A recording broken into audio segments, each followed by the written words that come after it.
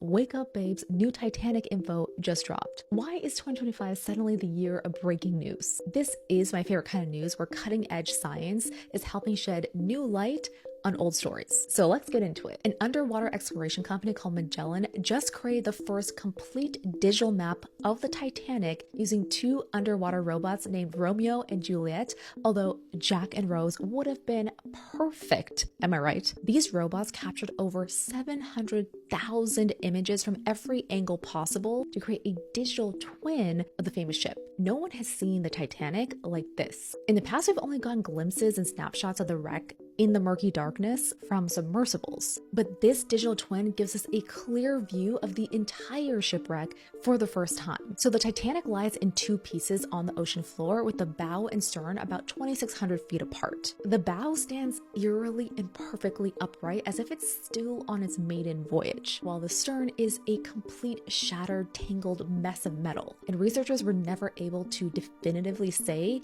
how this happened. But now with this digital map, it's revealing answers and new evidence from what is essentially an underwater crime scene, confirming long-held accounts and testimonies of the Titanic survivors. Probably the most haunting revelation involves the portholes. The map shows 3 with their glass intact, but this one is broken, likely smashed from when the infamous iceberg scraped past. This matches survivor testimonies who reported ice actually coming through people's cabins during the collision. Then there's the boiler room evidence. At the back of the bow where the ship split are these 4 circular structures. These were the massive boilers that powered the ship. 2 appear concave, suggesting they were still running as the ship sank. Researchers also discovered this steam valve in the open position, indicating steam was still flowing to keep an emergency generator running. This explains why survivors mentioned that the lights were still on even as the ship went down. And this was thanks to the engineering team led by Joseph Bell, who bravely remained at their posts shoveling coal so that the crew had enough light to launch lifeboats safely. And the science behind this mapping is pretty incredible. This tech combines photogrammetry, which is a technique dating back all the way to 1858, with LiDAR to reproduce an object down to the most minute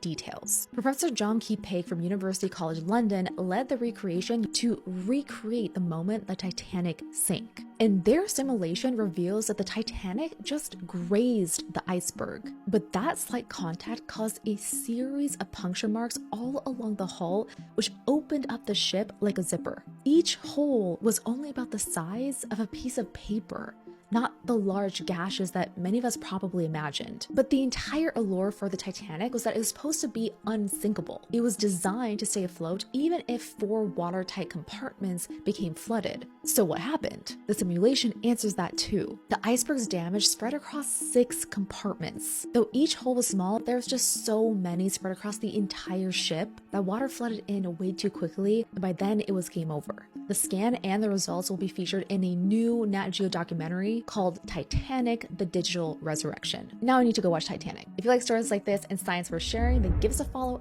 everywhere at TL Science, and don't forget to sign up for our weekly TL Science newsletter.